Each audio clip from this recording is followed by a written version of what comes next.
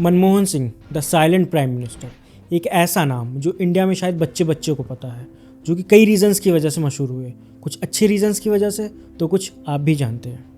मनमोहन सिंह, जिनका जन्म 26 सितंबर 1932 को हुआ, एक इंडियन पॉलिटिशियन, इकोनॉमिस्ट, एकेडमिस्ट और ब्यूरोक्रेट थे जो 2004 से 2014 तक भारत के 13वें प्राइम मिनिस्टर हैं।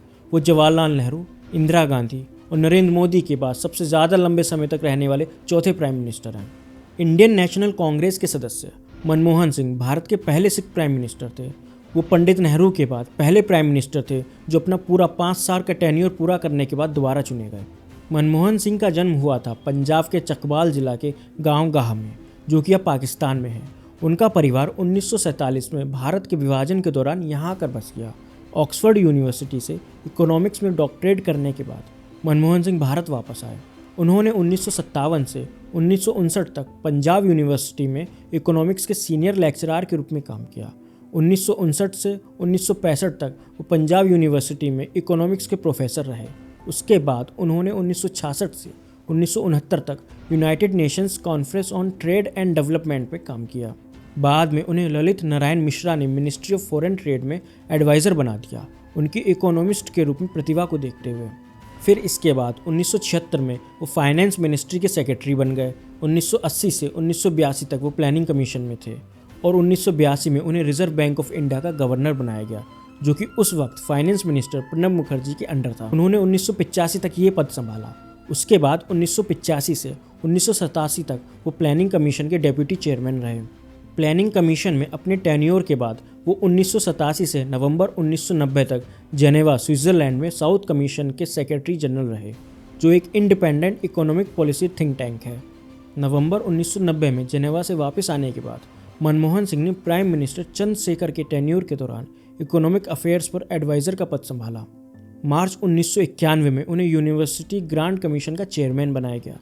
फिर इसके बाद मनमोहन सिंह की पॉलिटिकल एंट्री हुई 1991 में, जब उस समय के prime minister PV Narasimha Rao ने मनमोहन सिंह को अपना फाइनेंस मिनिस्टर बना लिया। और अभी उनका कैरियर पॉलिटिक्स में शुरू ही हुआ था कि मुश्किलें पहले होने लगी।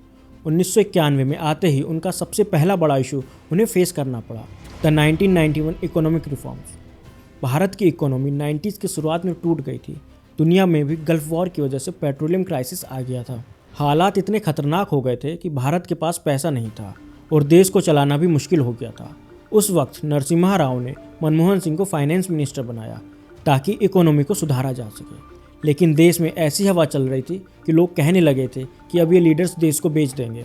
ऐसे वक्त में नए रिफॉर्म्स लाने का भी डर था। नरसिम्हा राव ने साफ कहा कि अगर ये रिफॉर्म सफल होते हैं तो सरकार को क्रेडिट मिलेगा, अगर नहीं तो सिर्फ मनमोहन सिंह की जिम्मेदारी होगी। ये समय मनमोहन सिंह के लिए खुद एक काफ़ी स्ट्रेसफुल टाइम था, क्योंकि उन्होंने जस्ट पॉलिटिक्स में एंट्री की ही थी और आते ही इतना प्रेशर उन पर पड़ गया था। उन्होंने काफ़ी सोचा, सिचुएशंस को समझा और अपनी नॉलेज को इम्प्लीमेंटेशन में लगा दिया। सबसे पहले उन्होंने लाइसेंस राज को ख़त्म किया। पहले हर छोटी बड़ी चीज़ के लिए अप्रूवल चाहिए होता था, जो प्राइवेट बिजनेसेस और इकोनॉमी को रोक रहा था। मनमोहन सिंह ने मार्केट को ओपन कर दिया, जिससे प्राइवेट कंपनीज़ को ग्रोथ का मौका मिला। इंपोर्ट ड्यूटीज़ को कम किया, जो पहले बहुत ज़्यादा थी, और एफडीआई को इनकरेज किया ताकि फॉरेन इन्वेस्टमेंट इंडिया में आए। इसके अलावा वो बैंकिंग सेक्टर में भी काफ़ी रिफॉर्म्स लाए, जैसे financial sector reforms 1991, Narasimhan community introduction of the new bank licensing policy 1993 and etcetera, और पब्लिक सेक्टर एंटरप्राइजेस की प्राइवेटाइजेशन का प्रोसेस शुरू किया। इससे इकोनॉमी में कंपटीशन बढ़ा और एफिशिएंसी आई। नरसिम्हा राव और मनमोहन सिंह ने मिलकर स्ट्रक्चरल रिफॉर्म्स किए, जिसमें इकोनॉमी को ग्लोबल मार्केट के साथ इंटीग्रेट किया गया। ये रिफॉर्म्स इतने सक्सेसफुल रहे कि आज के दिन तक उन्हीं रिफॉर्म्स को मॉडर्न इंडिया की इकोनॉमिक ट्रांसफॉर्मेशन के रूप में देखा जाता है। इस इकोनॉमिक रिफॉर्म का मेन एम था नेशनल और पर कैपिटा इनकम का हाई ग्रोथ अचीव करना, फुल एम्प्लॉयमेंट लाना और सेल्फ रिलायंस होना। 1991 के रिफॉर्म्स खत्म होते होते काफ़ी पॉजिटिव चेंजेस देखने को मिले। इंडिया में 1990-91 के दौरान भारत की जीडीपी ग्रोथ रेट सिर्फ 1.1% थी, लेकिन 1991 रिफॉर्म्स के बाद भारत ने 6.27% की average GDP growth rate achieve की और आज भारत दुनिया की फास्टेस्ट ग्रोइंग मेजर इकोनॉमी बन गया है। अनएम्प्लॉयमेंट रेट में कमी हुई। 1991 में अनएम्प्लॉयमेंट रेट 4.3% था, लेकिन जब भारत ने एलपीजी पॉलिसी अपनाई तब ग्लोबलाइजेशन के थ्रू कई फॉरेन कंपनीज इंडिया में आई और लिबराइजेशन के बाद नए एंटरप्रेन्योर्स ने नए बिजनेसेस शुरू किए। क्योंकि इंडस्ट्रियल लाइसेंसिंग या परमिट राज को ख़त्म किया गया था। इससे अनएम्प्लॉयमेंट रेट काफ़ी कम हुआ। मनमोहन सिंह ने फाइनेंस सेक्टर में अपना एक ऊंचा नाम बना लिया। उन्होंने इंडिया को उस सिचुएशन से निकाला जिससे लोगों ने सोचा भी नहीं था कि वो निकल पाएंगे। और फिर 2004 के जनरल इलेक्शंस के बाद इंडियन नेशनल कांग्रेस ने एनडीए का टेन्योर ख़त्म किया और लोकसभा में सबसे ज़्यादा सीट जीतने वाली पॉलिटिकल पार्टी बन गई। कांग्रेस ने अपने एलाइज के साथ मिलकर यूनाइटेड प्रोग्रेसिव अलायंस यूपीए बनाया और सरकार बनाने का दावा किया। एक सरप्राइज मूव में यूपीए की चेयरपर्सन सोनिया गांधी ने टेक्नोक्रेट मनमोहन सिंह को प्राइम मिनिस्टर बनाने का कैंडिडेट डिक्लेयर किया। यह बात इसलिए सरप्राइजिंग थी क्योंकि मनमोहन सिंह ने कभी डायरेक्ट पॉपुलर इलेक्शन नहीं जीता था, लेकिन बीबीसी के मुताबिक उन्हें बड़ी लोकप्रियता मिली थी, खास करके इसलिए क्योंकि उन्हें एक सच्चा और ईमानदार पॉलिटिशियन माना गया था जो कई इंडियन सरकारों में करप्शन के दाग से दूर थे। मनमोहन सिंह ने 22 मई 2004 को भारत के प्रधानमंत्री के रूप में शपथ ली। शपथ लेने के बाद अपने टेन्योर में मनमोहन सिंह ने काफ़ी काम किए। कई ऐसे एक्ट्स पास किए जो उनके टेन्योर के हाईलाइट बन गए, जैसे कि आरटीआई एक्ट 2005। भारत में 2 ऐसे एक्ट्स जो पब्लिक को सबसे ज़्यादा अधिकार देते हैं, कंज्यूमर एक्ट और आरटीआई। ये दोनों एक्ट्स मनमोहन सिंह के पावर में आने के बाद जल्दी पास किए गए। इस देश के लोग इसके लिए काफ़ी समय से लड़ रहे थे। इस एक्ट के तहत पब्लिक ऑफिसर्स को जवाब देने के लिए बुलाने का हक रखते थे। इससे पहले ऑफिशियल्स हर रिपोर्ट को कॉन्फिडेंशियल कहकर छुपाने का दावा करते थे। इस वजह से काफ़ी करप्शन भी होता था। लेकिन इस एक्ट की एक आयरनी यह भी थी कि इसके जरिए मनमोहन सरकार पर भी स्कैम्स के आरोप लगे। कहते हैं ना, खुद के पैरों पर कुल्हाड़ी मारना, ये वही स्थिति थी। पर चलिए, ये एक अलग स्टोरी है। मनरेगा 2006 ये एक ऐसा एक्ट था जिसने गवर्नमेंट और पब्लिक के बीच का रिश्ता बदल दिया। यह फैसला कि सरकार अपने गांव के पास लोगों को रोजगार देगी अपने आप में एक बड़ा कदम था। इसके अलावा यह एक ऐसा प्रोग्राम था जिसमें महिलाओं को प्रायोरिटी दी गई। यह प्रोग्राम पूरी फैमिली को टारगेट करता था। यह सरकारी जिम्मेदारियों का एक इनिशिएटिव था। हाँ, बाद में इसमें भी करप्शन के आरोप लगे, लेकिन वो अलग चीज़ें थीं जो एक्ट से अलग थीं। इस एक्ट की इंटेंट पर शक नहीं किया जा सकता। प्राइम मिनिस्टर नरेंद्र मोदी ने इस एक्ट की आलोचना की और कहा कि यह मनमोहन सरकार के सबसे बड़े फेलियर्स में से एक के रूप में याद किया जाएगा, लेकिन उन्होंने भी इस एक्ट को कभी ख़त्म नहीं किया। सिविल न्यूक्लियर डील 2008 भारत की तरक्की के साथ एनर्जी की ज़रूरत काफ़ी बढ़ गई थी। बिजली जनरेट करना भी काफ़ी ज़रूरी हो गया था ताकि हर गांव को बिजली मिल सके। इसका सबसे आसान तरीका था न्यूक्लियर प्लांट बनाना, लेकिन इसके साथ ही जिम्मेदारियां और खतरे भी बढ़ जाते। साथ ही देश में यह माहौल बन रहा था कि यह सरकार फिर से अमेरिका को कुछ बेचना चाहती है। मनमोहन सरकार की एक पार्टनर कम्युनिस्ट पार्टी ने यह अनाउंस किया कि अगर यह डील होती है तो हम सरकार का सपोर्ट विड्रॉ कर लेंगे, लेकिन मनमोहन सिंह ने बिना किसी डर के इस हिस्टोरिक डील को पूरा किया। यह देश और अंतर्राष्ट्रीय स्तर पर एक बड़ी डिप्लोमेटिक जीत थी। फूड सिक्योरिटी बिल 2013 आज़ादी से पहले बंगाल में एक भुखमरी फैली थी जिसमें लगभग 3 मिलियन लोग मारे गए थे। इसके बाद चीन के साथ लड़ाई के बाद भी एक भुखमरी फैली थी। ग्रीन रिवॉल्यूशन के बाद थोड़े बहुत हालात बेहतर हुए, लेकिन वक्त गुजरने के बाद भी देश के कई लोग पूरी तरह से खाना नहीं खा पा रहे थे। ऐसे में मनमोहन सरकार का फूड सिक्योरिटी बिल दुनिया की किसी भी सरकार के लिए एक मॉडल बन गया। यह सच है कि कुछ लोग इसे क्रिटिसाइज़ करते हैं कि सरकार लोगों पर पैसे बर्बाद कर रही है, लेकिन एक हद तक लोगों की ज़रूरत पूरी हुई थी। यह सरकार की जिम्मेदारियों का एक ऐसा मॉडल था जिसे किसी भी क्रिटिसिज्म के पार देखा जा सकता है। अभी आपने एक डेमो देखा कि कैसे मनमोहन सिंह ने काफ़ी बड़े बड़े काम किए, पर फिर भी उन्हें एक निक नेम मिला, द एक्सीडेंटल प्राइम मिनिस्टर का। चलिए जानते हैं क्यों। मनमोहन सिंह को एक्सीडेंटल प्राइम मिनिस्टर इसलिए कहा गया क्योंकि उनके प्रधानमंत्री बनने के सर्कमस्टेंसेस कुछ अजीब थी। 2004 के जनरल इलेक्शंस में कांग्रेस पार्टी की जीत के बाद सोनिया गांधी प्रधानमंत्री बनने से पीछे हट गई। उनका फॉरेन ओरिजिन का मुद्दा भी था कि वो हिंदुस्तानी नहीं थी और लोग शायद उन्हें एज अ प्राइम मिनिस्टर पसंद ना करते, जिसके चलते उन्होंने डिसीजन लिया कि किसी और व्यक्ति को पीएम बनाएंगी। सोनिया गांधी ने मनमोहन सिंह को, जो एक जाने माने इकोनॉमिस्ट थे, पीएम बना दिया। भले ही उन्होंने कभी इलेक्शंस नहीं जीते थे और ना उनका कोई मास सपोर्ट था।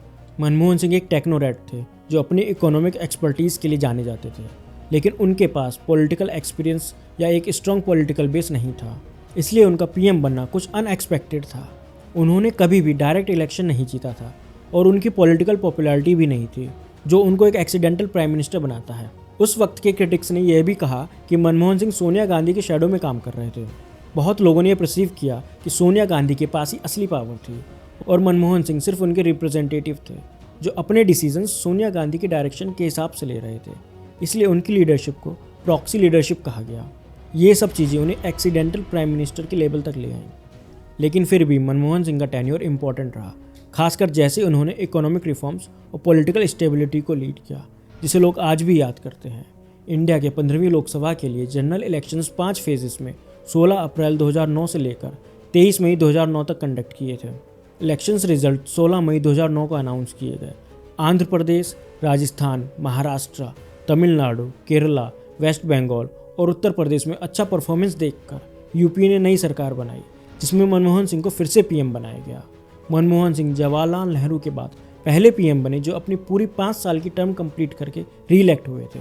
कांग्रेस और उसके अलाइज ने 543 में से 322 मेंबर्स की मेजोरिटी के साथ कंफर्टेबली सरकार बनाई, जिसमें यूपीए के मेंबर्स और Bahujan Samaj party, Samajwadi party, Janata Dal secular, राष्ट्रीय जनता दल और कुछ और छोटी पार्टीज के एक्सटर्नल सपोर्ट भी शामिल थे।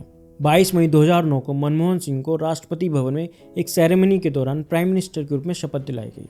मनमोहन सिंह की गवर्नेंस 17 मई 2014 को दोपहर में ऑफिशियली खत्म हुई। उन्होंने 2014 के जनरल इलेक्शन में 16वीं लोकसभा के लिए प्राइम मिनिस्ट्रियल कैंडिडेट के रूप में कंटेस्ट नहीं किया था। जब भारतीय जनता पार्टी की अगुवाई में नेशनल डेमोक्रेटिक अलायंस एनडीए ने इलेक्शन जीता तो उन्होंने अपनी पोस्ट से रिज़ाइन कर दिया। वो एक्टिंग प्राइम मिनिस्टर के रूप में 26 मई 2014 तक काम करते रहे और 2016 में उन्होंने अनाउंस किया कि मनमोहन सिंह पंजाब यूनिवर्सिटी में जवाहरलाल नेहरू चेयर का पोजीशन संभालेंगे, लेकिन उन्होंने आखिरकार यह पोजीशन नहीं ली। 2019 में मनमोहन सिंह को राजस्थान से राज्यसभा एमपी के रूप में इलेक्ट किया गया, जिन्होंने बीजेपी एमपी मदन लाल सैनी की जगह ली।